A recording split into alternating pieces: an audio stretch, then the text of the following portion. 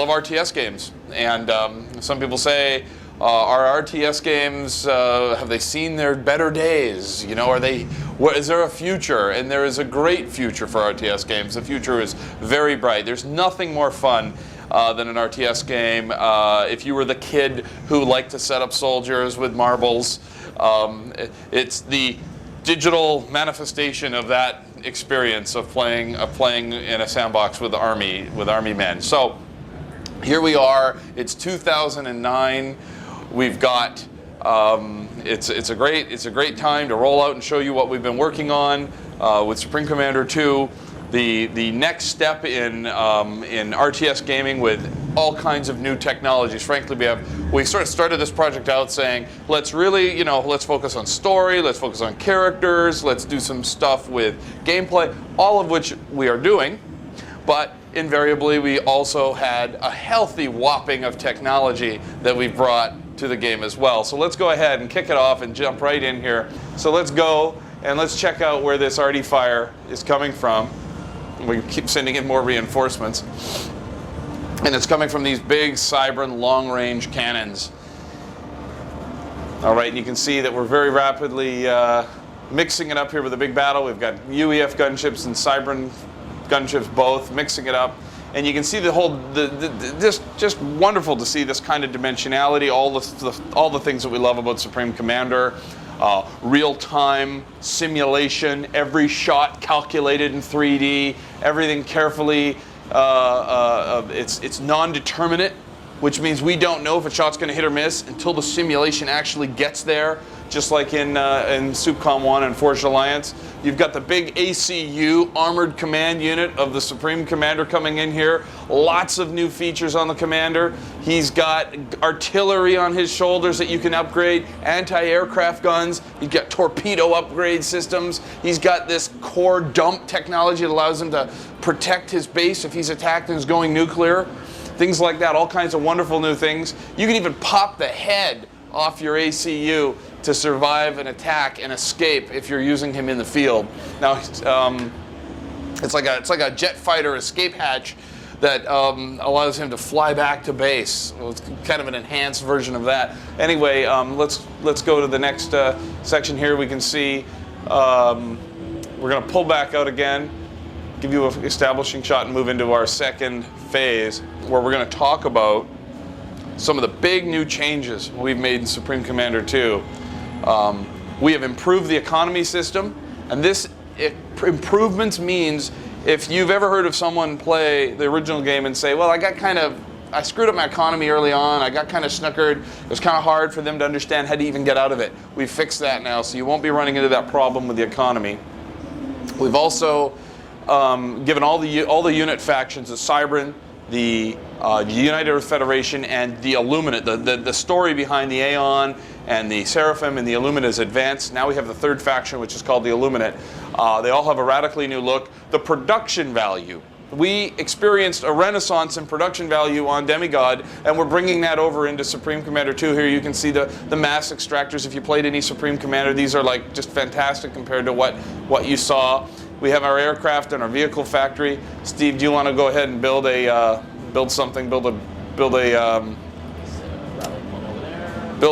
unit, build a gunship here, or an air transport, either one. And you'll see here, units build a lot quicker. If you have the money, they build and they come out and deploy. Much more gratifying. And again, you see the look and the production values here. Pretty much, state of the art and several notches above what we've seen. And so Steve's going to just basically yeah, it's going to speed it up. You're going to speed it up, and you see it open up here, and the unit come out. Not only are you seeing incredible shadows and lighting, we have a global illumination model, new tech, that we've implemented from the core engine that gives the game this radiance, this brightness, this beautiful look, shadows being cast from these massive platforms down onto the terrain. We got a brand new rendering engine. We got a brand new illumination model. We've also got a brand new pathfinding system, state-of-the-art pathfinding no one's ever seen before, that I'll show you closer to the end.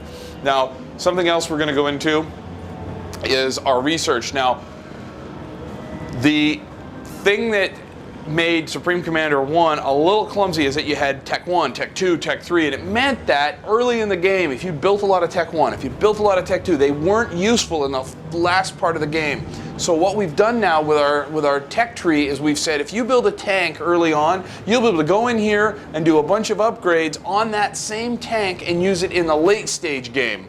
And when you implement an upgrade, it goes across all units that are deployed, which is it's a well understood concept and people enjoy it and love it. We have categories: land, air, naval. The structures have upgrades to them, and of course the ACU, the commander, has upgrades like what I talked about earlier, boosting up all kinds of different aspects, giving them new weapon systems, giving them the escape pod, all these wonderful things, jump jets on the ACU, which are really awesome. Okay, so we're going to give you a little peek at that upgrade, I believe. It's right here. Steve's got a hotkey for it.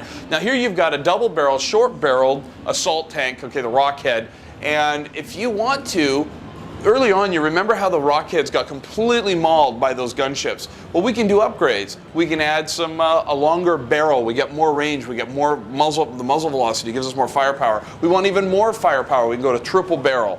We want to take on some of those nasty gunships. We can go to anti-aircraft capability right on the Rockhead. So you'll be able to send out a group of tanks knowing that they won't get mauled by gunships quite so easily, and bombers and such. So that gives you a little taste there. Now we're going to mix it up here. We're going to show you some gunships now. Actually, we have some transports coming in, and we're going to also get escorted by some gunships and show you how these Rockheads can now take down these transports. And just for fun, Steve likes to move the camera here to show this transport that has this incredible new art style on them. This really kind of funky art style, falling down into the crevasse or just falling down into the verticality. I mean, you've never seen, I don't think you guys have seen, if you have, let me know, anything as dramatic and outrageous as some of our maps that we've got now.